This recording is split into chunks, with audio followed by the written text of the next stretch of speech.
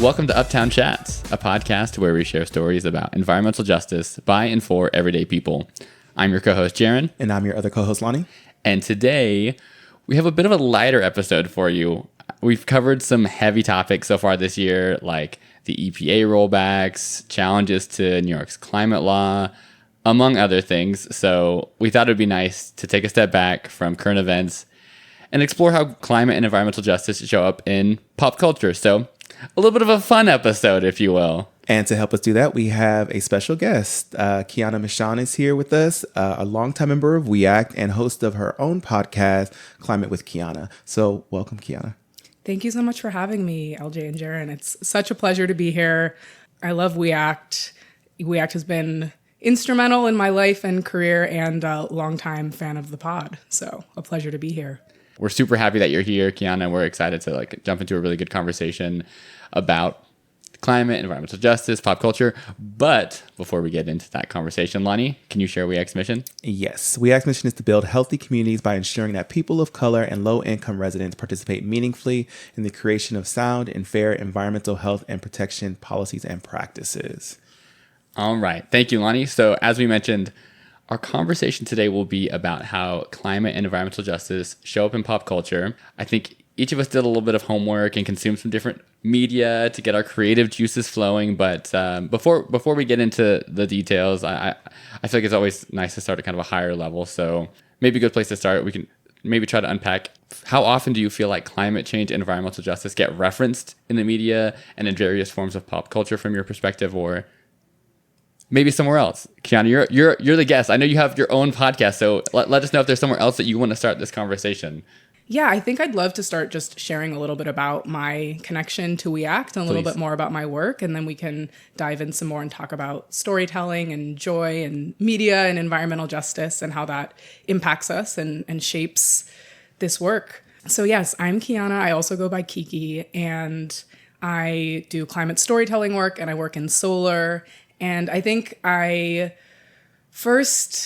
like, how far back do I start? Go all the way back. I mean, I think I've always loved nature and cared about the environment, and slowly started to find my way into environmental activism, I think as early as middle school. And then by high school, much more strongly. I was in an environmental science class where I learned about climate change for the first time. And that really shaped my world view. And I was like, this is clearly the most defining work of our time. How do I get involved with this? And that sort of led me into being interested in clean energy. But I was in college doing coursework on environmental justice. But it was all still, mostly through my academic work at that time. And I started kind of following We Act's work and was just like really excited. Like We Act is doing the work that I really care about and want to be in.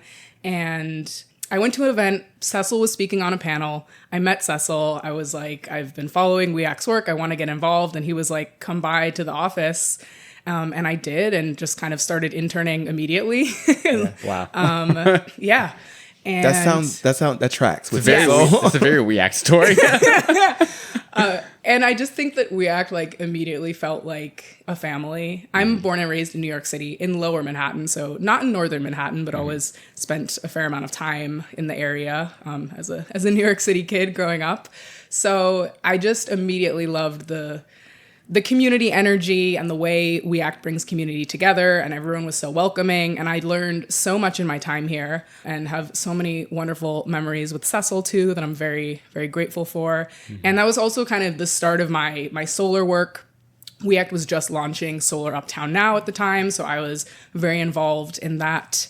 And then later, even after I interned, I came back and was involved with the Solar Workers Cooperative that you guys had starting up at that time. So I was working with that. And I spoke on a panel and led a couple workshops as part of the EJ Health and Leadership training you guys did around beauty justice. I've also done, most of my work has been in solar, but I also have done some side stuff in beauty justice, which my interest in that just came from, honestly, being a young woman and wanting to use personal care products and doing research and kind of being like, this is crazy. So I briefly worked for a clean beauty company. Anyways, so that's always been kind of a side interest. And I recently joined a couple months ago the We Act Vision Council, so was helping out with the last Beauty Justice event. So I feel like I've worked with We Act in different ways. I just am trying to remember all of them, like projects here and there. I pop in, you know, but it's great to be on the Vision Council now. And I can talk a little bit about my solar work too, but it's nice to have people who've been here for a while and engaging in the We Act's work and really kind of understand and appreciate the mission. So we definitely appreciate you being here now when we have a podcast. And before you keep, yes. I do want to keep hearing a little bit more about your solar journey, especially and more of your work, which seems like a lot. Just a quick plug for folks who aren't familiar with Cecil Corbin Mark. We actually did have a podcast episode previously, so very instrumental key figure in We Act's history. So anyone who hears that name and doesn't have the full context behind the work that he's done, so we'll make sure there's a link in the show notes for you to listen to that episode and hear more. But please continue. Yeah. Let's pick back up on this this piece of your journey in life. Sure. I mean, now that you said that, can I say like a few more words about Please. Cecil? He was just such a bright light. I mean, I think, and everyone who worked with him knows this, but he made everyone feel so welcome and seen, no matter like me as an intern at the time to obviously everyone in the space. I remember one time we had a meeting here and it went quite late and we got like locked into the building behind the gate. It was like me, Cecil, Charles, a couple other solar people. We were like, do we climb over this gate? I've been there before. Cecil was like, no. My first week. Your first week. Yeah. Incredible. Yeah. Yeah. Just like It's a rite of passage. It is. It is. You got to get locked in the building. Just many sweet memories of him like showing his vacation photos and talking about his family. And he was just so passionate about this work. And also as the solar work was getting started, he had like such a vision around that. And and it's great that We Act is continuing to do all that work. And also so grateful for Peggy as well. Anyways, really sidebar there. But now we got the gratitude out of the way. Guys, I'm so grateful. Gosh. Okay. Hashtag grateful. Hashtag grateful.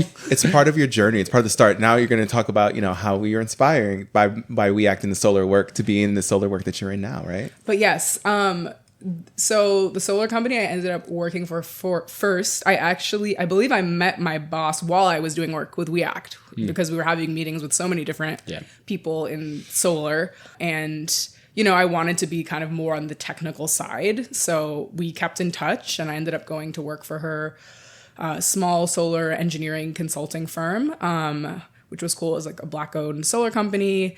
And I was doing utility interconnection, permitting, project management. So kind of all the nitty gritty behind the scenes. Yeah, all the sexy behind the scenes of what it actually takes to get your solar project approved and turned on, which is frankly just a lot of paperwork.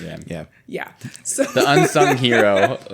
More work than I think people go. So anytime you see a solar panel from now on, just know all of the work that goes behind it. And Kiana might be the person who permitted it. To be fair, I'm not doing that anymore, the permitting specifically, but I did work on that for like hundreds of solar projects around New York City. And also like New York City is a very specific in terms of its building code and regulations. I mean, solar in general as an industry is so regional, like state to state and then even municipality to municipality, like the regulations are really, really different. So depending on where you work, you're dealing with a whole different set of rules, also depending on if you're working on like residential scale, CNI, utility scale. Anyways, from there I worked with kind of a handful of different solar companies on policy and project management and different things. Now I am freelance, so I do kind of a bunch of things. The climate storytelling work, which we're going to talk about today. And I am, for the last while, I've been working with a solar company. They are a newer, smaller developer that's working specifically on agrivoltaics. Agrivoltaics is solar on agricultural land where the solar and agriculture is co-located in a way that is mutually beneficial. So instead of thinking about solar like displacing active farmland, you can actually have them working together. So there's 3 types of agrivoltaics, which I imagine you will have heard of one kind of it at least. But probably the most commonly known kind is sheep grazing, right? When you have sheep grazing around the solar panels, it can be sheep, it can be cattle, it can be poultry, though Goats are not great because they can chew through the wires. So Oh, goats. oh, goats. Yes. So Just eating the energy. but yeah, so sheep, cattle, and poultry grazing underneath and around solar panels is one type of agrivoltaics. It's quite popular. I believe it's the most popular in the US right now. The agrivoltaics market is further along outside of the US, so we're a little bit more early stage here in terms of the number of projects happening throughout the country. But for example, the sheep now are grazing, so you don't have to mow between the panels. Yeah. And which is an added benefit. And then also the sheep get to eat. So now the sheep farmer get revenue, the landowners get revenue. It's basically, so you have, the grazing, and then you have pollinators. So that's where you just plant tons of pollinators around and under the solar panels. And then the third kind is crop agrivoltaics. So you grow crops underneath the panels. The panels create a microclimate, which then, helps prevent against crop loss from extreme heat because you have a little microclimate, less evaporation from the soil. Interesting. So it has a lot of like climate resiliency benefits. It also like helps provide more shield from the wind. So it's a really cool solution, and it also overall just can provide more economic stability to farmers because you have now like a guaranteed revenue stream from the power generated from the panels. Yeah. So that's some of the work I'm doing there around partnerships and storytelling for agrivoltaics. Yeah. While we're on this detour, Yes. I feel like before we get into the storytelling piece, we've gone far enough down this rabbit hole that I'm like, I want to probe this one a tiny bit more, and then we'll transition. I'm curious from your perspective. You're working on working in the solar space for a while now. We're in a very different landscape right now. Yes. For solar incentives and just like the way people are thinking about wanting to implement solar. What's your take, I guess, right now on the landscape and like how people are seeing like wanting to move forward with projects and then having to deal with the reality of the different incentives and resources that are available out there to support that. It's okay to say the political reality that everyone's trying to attack solar and wind. Yes. To put it more concisely. Yeah. No, that's a great question. We're definitely in an extremely challenging political landscape. And it's frustrating when we have such extremely clear technical solutions that will help us, slow the climate crisis, protect communities, reduce local air pollution. And we had billions of dollars of investment in the last administration that all got pulled. There's so many lawsuits going on. All things I think you've discussed on the podcast before. Sure. But yeah, I think the reality is that clean energy makes economic sense, and it's the direction that the world is moving in regardless of the different political regime changes. I think they can slow progress down, but they cannot stop it. There's a huge amount of private investment. Even pre this shock to the system, there were still challenges, right? It's not like it was challenge free before. I think the supply chain for solar and wind is extremely global, right? So I would work on projects where suddenly like a manufacturer would go out of business, and now you have to like completely rework the economics of your project because the specific panels are factored in are no longer available. So I think there was always things like supply chain issues, permitting issues in different municipalities. Like there always have been challenges, but like, solar and wind are at grid parity in so many places where it's just it is the economic sense. So of course, all of the federal incentives being rolled back has, especially for wind, as we've seen, because, offshore wind is something that requires a much greater level of government oversight and permit. There's a lot more, it's a longer process to get those projects approved. So I won't wade too deep into that because that could be a whole other conversation. But yeah, basically, yes, projects have been canceled and slowed down, but projects are still moving forward. We still have state level and city level incentives in many states. Of course, some areas are more hostile or more friendly to solar developers than other areas. But even, look at a state like Texas. It's extremely red, but there's a ton of solar and wind. Why? Because it makes economic sense. I think they're the largest producer of both, correct, right? Yeah, the maths. Yeah. And so you can't, people care about money. Maybe that's not what motivates us necessarily in the work. I think one of the things I love about the environmental justice space is that like people come to it from such a place of caring about each other. Yeah. And I think that's really beautiful. The reality is when you get into the clean energy space, I think there's tons of people who care about climate and communities and, you know, like I was saying, agrivoltaics. I think a lot of the benefits are more about like how does it help farmers or things like community solar and thinking about energy justice, which I know you've talked a ton about. Like, yes, there is that human perspective, which is so important. But the reality is a lot of developers are just about the bottom line and just about money. And the bottom line is good. So for the most part, that definitely helps. Yes, there's still a ton of private investment, and corporations are some of the, like, you know, think of your Amazon, Microsoft, Walmart. These companies are some of the largest procurers of clean energy in the country, right? So they are essentially financing like large scale projects. I mean, even now there's a big conversation about like data centers, being powered by solar. So the demand is there, and it will continue to be there. It's just like slowed down or perhaps made the projects not quite as profitable if you had more federal incentives, but it's still happening and it's going to move forward. And I think the rest of the world also isn't going to slow down just because the US is in whatever this hellscape is. Yeah, that's a good way to put it. Hellscape, whatever this hellscape is. Yes. Yeah. So I am, it's all moving forward, and I'm confident that we will continue to have clean energy development regardless of the roadblocks. I mean, a conversation we're seeing now, I'm sure you've seen this, I think like Democracy Now! And other media outlets have been talking about this, is actually that the oil crisis we're now facing because of the war with Iran might actually push us to clean energy faster because, I mean, clean energy has always been better for energy security, right? Because it can't get blockaded in the way that oil and gas can. So it's hard to say, obviously, what will actually happen, because I feel like with the pandemic, people thought like, oh, this could be the push we're seeing, like this level of global disruption, and now we're having that in a different way, and that could push countries to invest more in clean energy to have greater energy security and independence. Hopefully. Yeah. Which, two things. One, I think that a lot of people, when they hear a lot of the negative news about things at the federal level and about all these, rollbacks and whatnot, there's a bit of the sense of like, well, we're not doing anything. Like things aren't moving forward. Like things are fully stalled. But reminding people that things are still moving forward. The things that, wind and solar that are, again, the economical choice, regardless of these incentives, will move forward because they're the smart thing to do, both in terms of, those financial decisions, but also just they're serving a purpose. But the other piece of that is like, I feel like that's actually feeding into unintentional segue into this idea that like trying to capture that silver lining of like trying to find in what feels like for a lot of us a challenging and difficult time, things to be optimistic about, sometimes more hidden than others. But I'm gonna take that as my full segue, unless there's something else that you want to touch on first. Two really quick more things. Yeah, I think that I have a ton of optimism about the future of clean energy.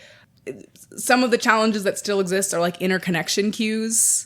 And like these broader grid structures. Like I'm in conversations every week. There's so many projects being developed. So like that gives me optimism. But we really need to stop new fossil fuel infrastructure from being built.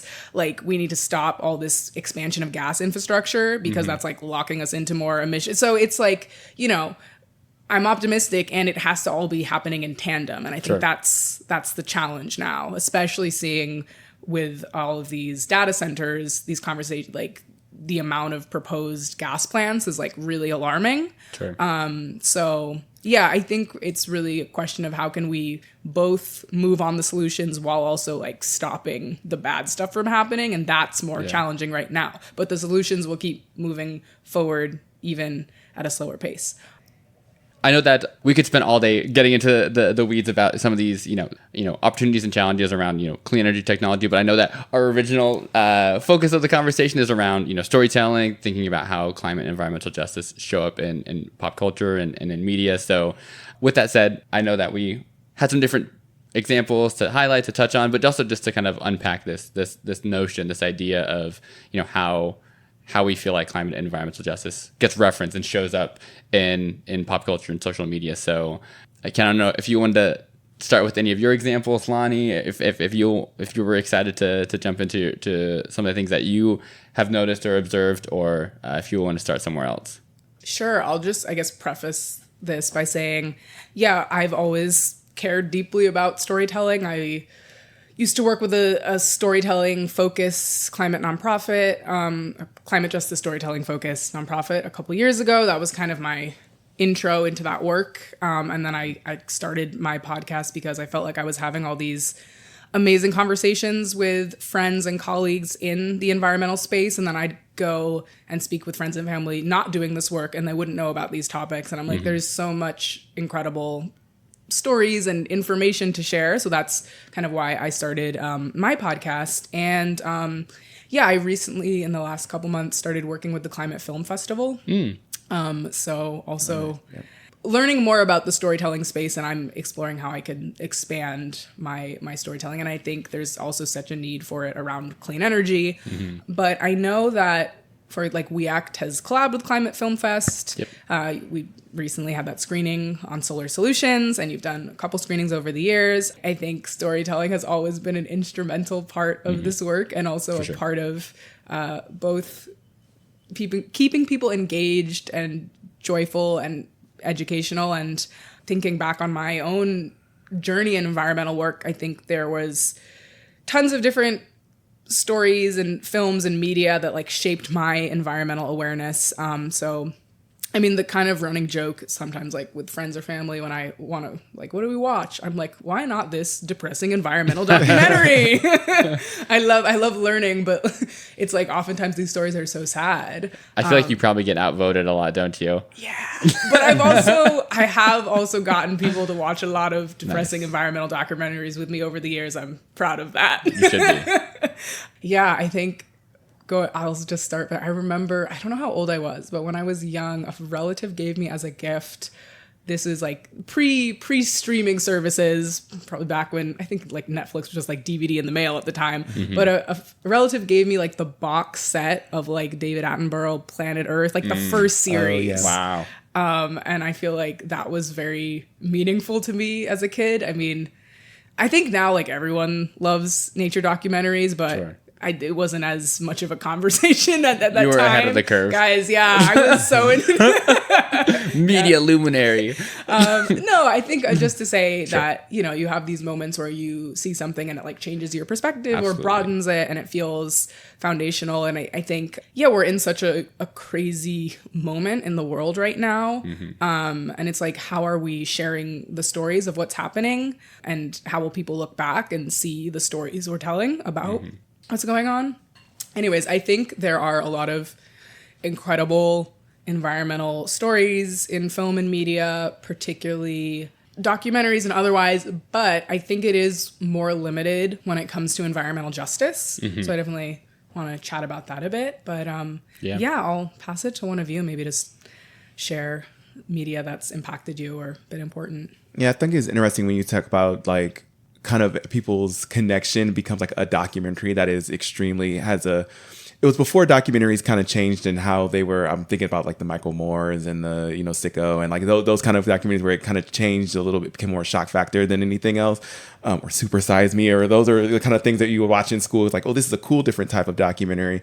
I think a lot of it was very like Planet Earth and watching things about space, and then learning about certain things where I feel like it became like a very almost like factual, here's what's happening, here's the thing, and there's not much entertainment in that. Depending on what kind of person you are, got to be a nerd to really be into the entertainment aspect of like a documentary. But it's really important. I think it's nice to see kind of when you think about climate and environmental things, to see it kind of almost on our everyday things that we watch and see or consume.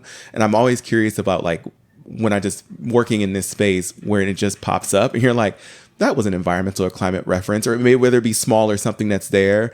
So like I was watching something not that long ago and they referenced COP, and I was just like, that was random. This had nothing, like the show or whatever had nothing to do with anything environment or climate, but they referenced someone going to, I have a COP meeting that I'm going to be the climate international meeting. So I've always thought of it as a newer kind of phenomenon to be able to recognize when there's environmental climate justice that show up in pop culture itself. And I think a lot of it's really important talking about that because we talked a little bit about what was going on and some of the gloom and doom that goes on citing and how it shapes how people think. And I think narrative is extremely important in policy making and politics. It's who controls the narrative, kind of decides who decides they hate windmills for no reason. And then it's like, why do you hate them? It's because there's me started. We did get you started. We might come back and have to finish that conversation. But it's the idea of like, oh, this is the narrative that is being built. And this is what, our whole conversation about CLCPA rollbacks and like this narrative that clean energy is going to make things more expensive, or this transition is going to make things more expensive. And people latch on to narrative. And when you say something enough, or when people hear things enough, they start to believe it. So I think that's where it becomes extremely powerful to tell those stories that are true, first of all, because that narrative was completely false. But also showing people, I think, the more positive aspects of what you get out of it. And like even just sharing stories of, if you were to share stories about farmers and how that impacts their work in, the agriculture mixed with how solar and how that kind of connects, that's a different story than what you may hear when it comes to, federal rollbacks or state rollbacks on these kind of things. Absolutely. I think narrative is critical when it comes to policy and when it comes to, voting and how people choose to vote, right? Like what narratives are they hearing?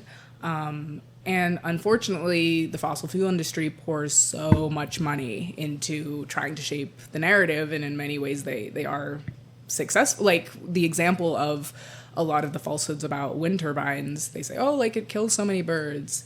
Air pollution from the burning of fossil fuels kills more birds than wind turbines ever had. Just all these just false narratives that get perpetuated. So we really need to counter that with narratives about what's actually happening.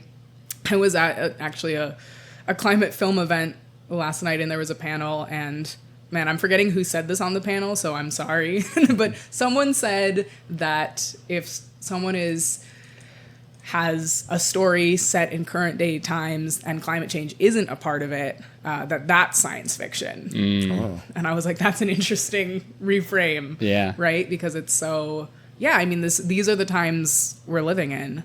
And how are we addressing that in stories, both fictional and nonfiction, right? Like both important medias to get people thinking about what's going on and how we're addressing it. And I've also seen, I feel like when we talk about climate and environmental justice in that space, kind of to Jaron's kind of original kind of question about pop culture and how it shows up, I always think it's always apocalyptic or dystopian, or like somewhere set in a future where there is a lot of things going on, where there's all these kind of crazy inventions and new things going on, but it's always set in some type of extreme future instead of, just being like you just said, this right now. We're experiencing what we're experiencing right now, and it's always like a big event or something that has happened in the future, and here we are in this place, and we have to figure something out. And I always thought that was an interesting way of always approaching climate, or like whether it be Day After Tomorrow, right? Where it's like, it's the same movie I was thinking about. I'm so glad that you said that. I feel like someone brought that up in an episode of my podcast previously that came up. With AI right now, it does feel like, with AI and the rise of authoritarianism, it feels like we're living in the sci-fi novel. There's so many stories where I'm like, that feels like what's happening. But I know you wanted to talk about extrapolations. I feel like that's a good example. Thanks for listening. If you like this episode, make sure to rate and review the show on whatever platform you listen on. If you have thoughts about the show or suggestions on topics you want to discuss, we encourage you to reach out to us at podcast@weact.org. I also want to remind folks about our Uptown Chats hotline, where listeners can call in with questions they have about climate and environmental justice. Got a question? Call 877-UPTOWN-6. That's 877-878-6966. Check out We Act on Facebook at We Act for EJ. That's WEACTFOREJ. Instagram, Blue Sky, and YouTube at We Act for EJ. That's WEACT4EJ. And check out our website, weact.org, for more information about environmental justice. Until next time.